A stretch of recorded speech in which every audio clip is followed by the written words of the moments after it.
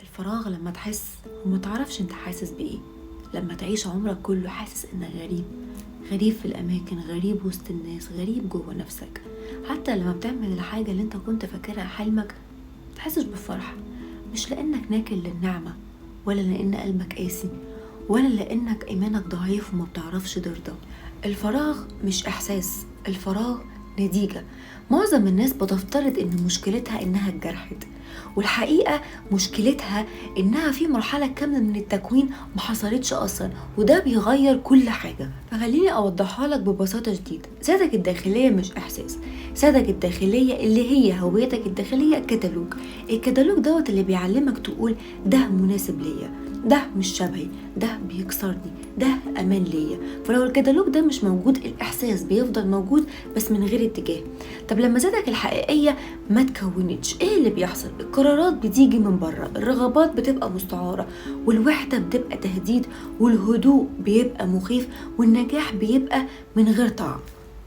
الفراغ بيظهر لما الشخص بيلبس قناع، بيتصرف صح اجتماعيا، بيبقى محبوب، مقبول، ناجح ظاهريا، ولكن مش بيبقى عارف هو بيحب ايه، مش عارف هو بيكره ايه، مش عارف يحس بايه، ومش عارف ياخد موقف.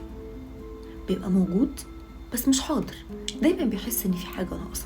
عشان تبني هويتك الداخلية محتاج تمر بثلاث مستويات. المستوى الأول الإحساس، موقف حصل وجعك، حسيت ان انت حزين، غضبان، تمام، الإحساس موجود، بس ده مش معناه ان هويتك الداخلية متكونة، ده معناه ان انت بتحس.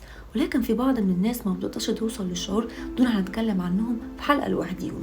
المستوى التاني الفهم اللحظي، فاهم ان الموقف ده وجعك، فاهم ان الشخص ده مضايقك، فاهم ان انت زعلان، ولكن الفهم دوت بيخلص عند الموقف وما بيسيبش اثر. المستوى الثالث ده اهم مستوى، ولكن اغلب اللي عندهم فراغ مش بيوصلوا ليه، وهو المعنى.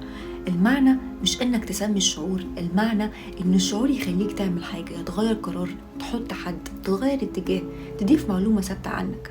ولكن اللي بيحسوا بفراغ بيوصلوا لحد المستوى الفهم اللحظي، لو انا زعلان، انا متضايق، من غير ما يحاولوا الفهم المعنى. فبالتالي المعنى مش بتحول لسلوك، لانهم اتعودوا ان هم يتجاهلوا اللي بيضايقهم، وتعودوا يتكيفوا مع المحيط الخارجي.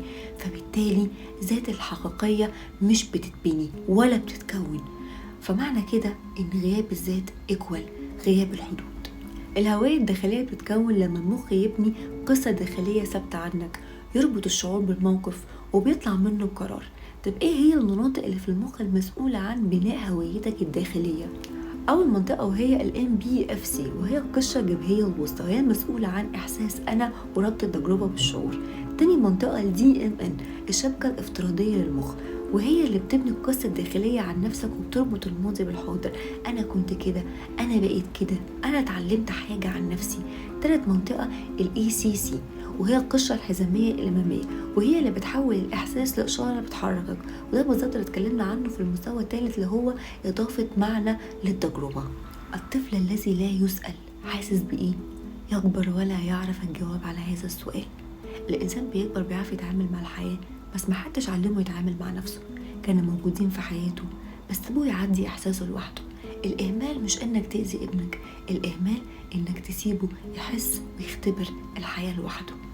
طب والحل؟ الفراغ ما بيتعالجش لا بالانشغال ولا بالعلاقات ولا بالنجاح ولا بالفهم لوحده. الفراغ بيبدأ يختفي لما الإحساس ترجع له وظيفته.